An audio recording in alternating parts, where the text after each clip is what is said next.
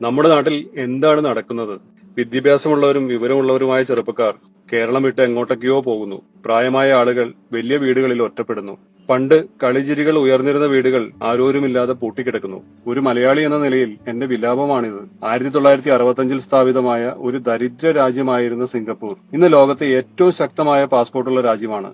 സ്വന്തം രാജ്യം തങ്ങൾക്കും തങ്ങളുടെ മക്കൾക്കും സന്തോഷമായി ജീവിക്കാൻ സാധിക്കുന്ന ഇടമാക്കണം എന്ന നേതാക്കളുടെ സ്വപ്നമാണ് ഇന്ന് കാണുന്ന സിംഗപ്പൂർ. സിംഗപ്പൂരിനേക്കാൾ എത്രയോ മികച്ച വിഭവങ്ങളാണ് നമ്മുടെ കേരളത്തിനുള്ളത്. നാട്ടിൽ വ്യവസായം തുടങ്ങണമെന്ന് ആഹ്വാനം ചെയ്യുന്ന നേതാവിന്റെ മക്കൾ വ്യവസായം ചെയ്യുന്നത് അന്യസംസ്ഥാനത്താണ്. സർക്കാർ സ്കൂൾ മികച്ചത് എന്ന് പറയുന്ന നേതാവിന്റെ മക്കൾ പഠിക്കുന്നത് സ്വകാര്യ സ്കൂളിൽ. ആശുപത്രികളുടെ കാര്യം പറയുന്നില്ല. കിട്ടുന്നതെല്ലാം വാരിയെടുത്ത് ഓടി രക്ഷപ്പെടാനാണ് രാഷ്ട്രീയക്കാർ പോലും ശ്രമിക്കുന്നത്. അല്ലെങ്കിൽ നമ്മളുടെ റോഡുകളും പാലങ്ങളും തകർന്നു വീഴാൻ അവർ സമ്മതിക്കുമോ? ആ തട്ടിയെടുക്കുന്ന പണം അവരുടെ മക്കൾക്ക് ഉപകാരപ്പെടുമെന്നാണ്. നാട് വിട്ടുപോകുന്ന ഒരു മക്കളും നേതാക്കളെ നോക്കാൻ അവർ തന്നെ നശിപ്പിച്ചിട്ടിരിക്കുന്ന ഈ നാട്ടിലേക്ക് തിരിച്ചു വരില്ല. നാട്ടിൽ ജനാധിപത്യമാണ്, നമ്മളാണ് തിരഞ്ഞെടുക്കുന്നത് എന്നൊക്കെ പറയും. എനിക്കിഷ്ടം ദോശയാണ്. പക്ഷെ എനിക്ക് തിരഞ്ഞെടുക്കാൻ അവസരമുള്ളത് ഇഡ്ഡലിയും ഉപ്പുമാവുമാണെങ്കിൽ തിരഞ്ഞെടുപ്പിന് പിന്നെ എന്ത് പ്രസക്തിയാണുള്ളത്? വിവരവും വിദ്യാഭ്യാസവുമുള്ള വലിയ പദവികൾ വഹിക്കുന്ന എത്രയോ മലയാളികൾ ലോകം മുഴുവനുമുണ്ട്. നല്ല നേതൃത്വപാഠമുള്ള ഏറ്റവും മികച്ച ഒരു ഡോക്ടർ ആരോഗ്യമന്ത്രിയാവുന്നത് ഒന്ന് ആലോചിച്ചു നോക്കൂ. ലോകം മുഴുവൻ ക്ലാസുകൾ എടുക്കുന്ന ഒരു പ്രൊഫസർ വിദ്യാഭ്യാസ മന്ത്രിയാകുന്നു. ലോകം മുഴുവൻ യാത്ര ചെയ്ത് ലോകരാഷ്ട്രങ്ങളുമായി നല്ല ബന്ധമുള്ള ഒരു നേതാവ് മുഖ്യമന്ത്രിയാവുന്ന കേരളം. എല്ലാ രാഷ്ട്രീയ പാർട്ടികളും തിരഞ്ഞെടുപ്പിന് മുൻപ് തങ്ങൾ ജയിച്ചാൽ മന്ത്രിമാരാക്കാൻ ഉദ്ദേശിക്കുന്ന കുറച്ച് മികച്ച ആളുകളുടെ ലിസ്റ്റ് പുറത്തുവിട്ട് ഒരു ഓൺലൈൻ പോൾ നടത്തട്ടെ. അതിൽ നിന്ന് ഏറ്റവും വോട്ട് കിട്ടിയ ആളെ തിരഞ്ഞെടുപ്പിന് നിർത്തട്ടെ. പണത്തോട് ആർത്തിയില്ലാത്ത, ലോകം കണ്ടിട്ടുള്ള വിവരവും വിദ്യാഭ്യാസമുള്ള നേതൃത്വം ഈ നാട് ഭരിക്കണം. അല്ലാതെ അധ്യാപകനെ തല്ലുന്നവരും പരീക്ഷ എഴുതാതെ ബിരുദം നേടുന്നവരുമല്ല കേരളം ഭരിക്കേണ്ടത്. കേരളം ഇന്ത്യക്ക് മാതൃകയാവണം. നാട് വിട്ടുപോയ നമ്മുടെ ചെറുപ്പക്കാർ തിരിച്ചു വരണം. നമ്മുടെ വീടുകൾ വീണ്ടും ജീവനുള്ളതാകണം.